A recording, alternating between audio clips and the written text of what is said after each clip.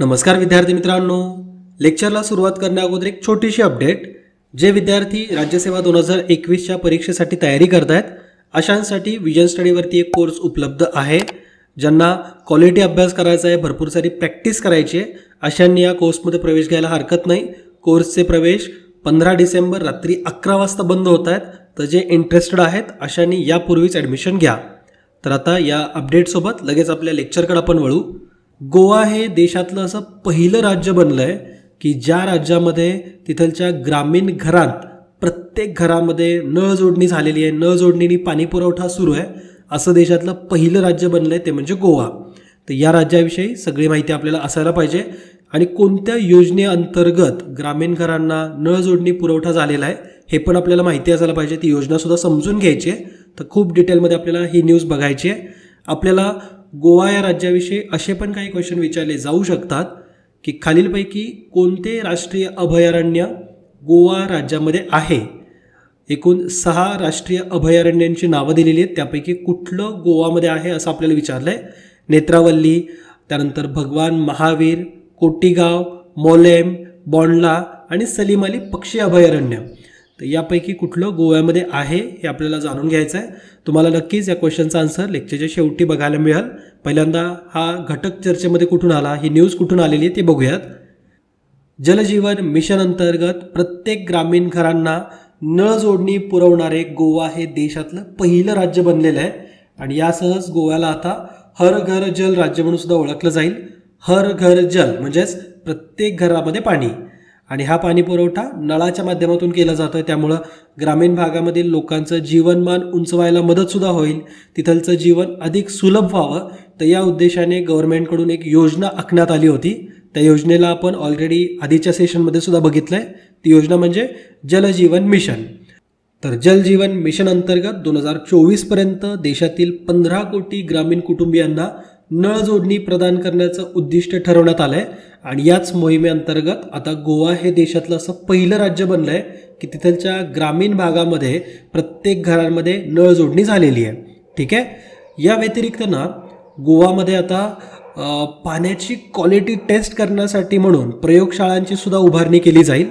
गोवा राज्य पाणी चाचणी क्षमता मजबूत करण्यासाठी राज्य NABL, आता NABL म्हणजे काय तर national accreditation board for testing and calibration laboratories, त्यालाच NABL म्हटलं जातं. तर यांच्याकडून प्रमाणित 14 जलगुणवत्ता चाचणी प्रयोगशाळा सुरू करण्याची प्रक्रिया सुद्धा आता उभारण्यात आली आहे, सुरू करण्यात आलेली आहे.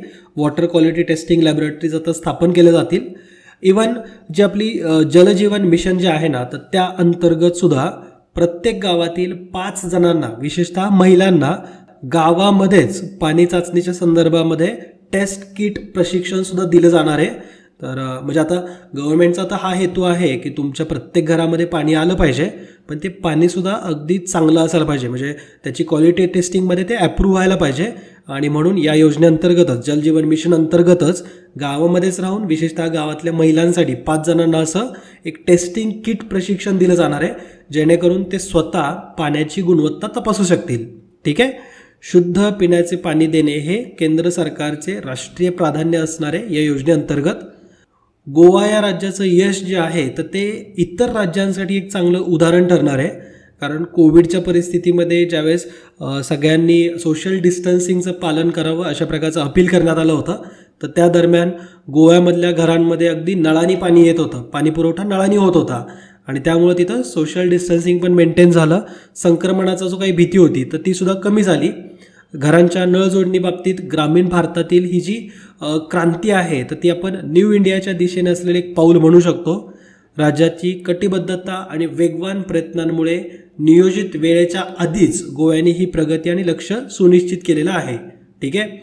गोव्यातील 2 जिल्ह्यांमध्ये उत्तर गोव्यात 1.65 लाख ग्रामीण घरं आहेत आणि दक्षिण गोव्यामध्ये 98,000 ग्रामीण घरं आहेत.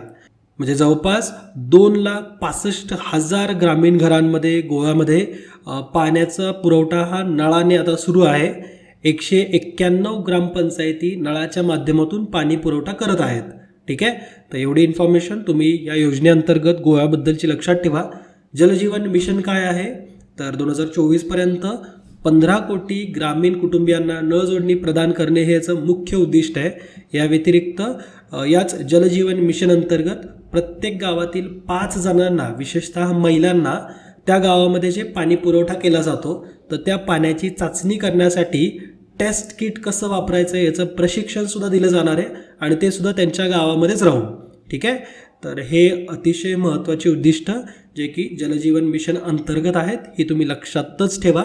थोडीशी माहिती आपण गोवा या राज्याबद्दल सुद्धा जाणून घेऊ. गोवा हे भारतातील क्षेत्रफळाच्या दृष्टीने सगळ्यात लहान, सगळ्यात छोटंसं असं राज्य आहे. लोकसंख्येच्या दृष्टिकोनातून ते सगळ्यात चौथं छोटं राज्य आहे. म्हणजे सिक्कीम राज्याची लोकसंख्या सगळ्यात कमी आहे, त्यानंतर मिझोराम, त्यानंतर आहे अरुणाचल प्रदेश आणि आता गोवा. ठीक आहे. म्हणजे खालून लोकसंख्येमध्ये गोव्याचा 4था क्रमांक लागतो. सगळ्यात कमी लोकसंख्या आहे सिक्कीमची, त्यानंतर सेकंड लास्टला आहे मिझोराम, त्यानंतर त्याच्या आधी आहे अरुणाचल प्रदेश आणि लास्टहून 4था क्रमांक लागतो गोव्याचा. ठीक आहे. गोव्याची आपण जर भौगोलिक सीमा बघितली तर गोव्याला महाराष्ट्र राज्य लागून आहे, त्यानंतर कर्नाटकची बॉर्डर आहे, त्यानंतर अरबी समुद्रसुद्धा आहे.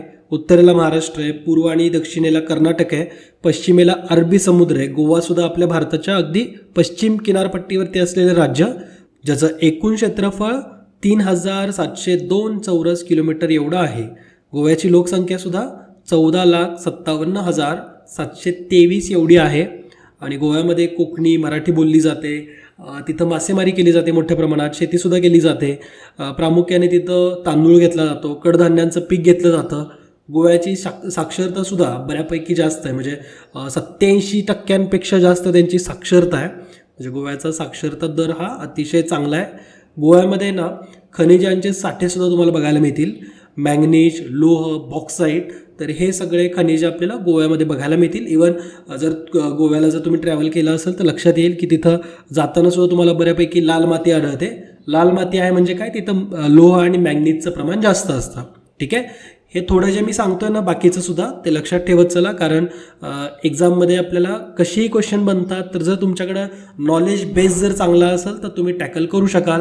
म्हणजे आता मी जसं सांगितलं की लाल माती आहे म्हटल्यावरती लोहाचं आणि मॅंगनीजचं प्रमाण जास्त असतं. तर हे विधान असंच अगदी पुस्तकी भाषेमध्ये जर लिहिलं तर तुम्हाला वाटेल की हा अरे खूप छान वाक्य आहे, पण मी अगदी सरळ सोपं सांगितलं. एक्झाममध्ये विचारल्यानंतर तुम्हाला लगेच क्लिक होऊन जाईल. ठीक आहे.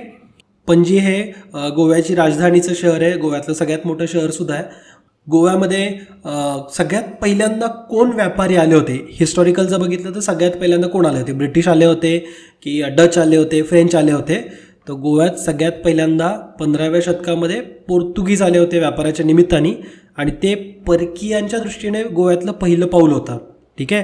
म्हणजे गोव्यामध्ये सगळ्यात पहिल्यांदा कोण आले तर पोर्तुगीज आलेले आहेत आणि त्यांनी तो प्रदेश सगळा ताब्यामध्ये घेतला.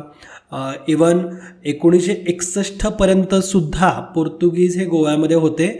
म्हणजे भारताने गोव्याला मुक्त कधी केलेलं आहे तर जवळपास 450 वर्षांनंतर पोर्तुगीजांनी शेवटी गोव्याला 1961मध्ये सोडलेलं आहे. ठीक आहे. गोवामधलं एक ख्रिश्चन यात्रास्थळ खूप फेमस आहे, त्याला नाव आहे बॅसिलिका ऑफ बॉम जीसस. तर हे आशियातलं सगळ्यात मोठं ख्रिश्चन यात्रास्थळ आहे जे की गोव्यामध्येच आहे.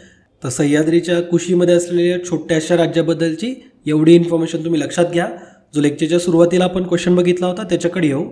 खालीलपैकी कोणते राष्ट्रीय अभयारण्य गोवा राज्यामध्ये आहे तर नेत्रावली आहे, भगवान महावीरसुद्धा आहे, कोटीगावसुद्धा आहे, मोलेम, बॉंडला आणि सलीम अली पक्षी अभयारण्य हे सगळेच्या सगळे गोव्यामध्येच आहेत. तर इथं आपला आन्सर राहील पर्याय क्रमांक 3 सर्व. माझा तुम्हाला खूप सोपा क्वेश्चन आहे. सलीम अली बर्ड सँच्युरी किंवा पक्षी अभयारण्य हे गोवा व्यतिरिक्त आणखीन एका राज्यामध्ये सुद्धा आहे. तुम्ही ते राज्य कमेंट करून कळवा. ठीक आहे.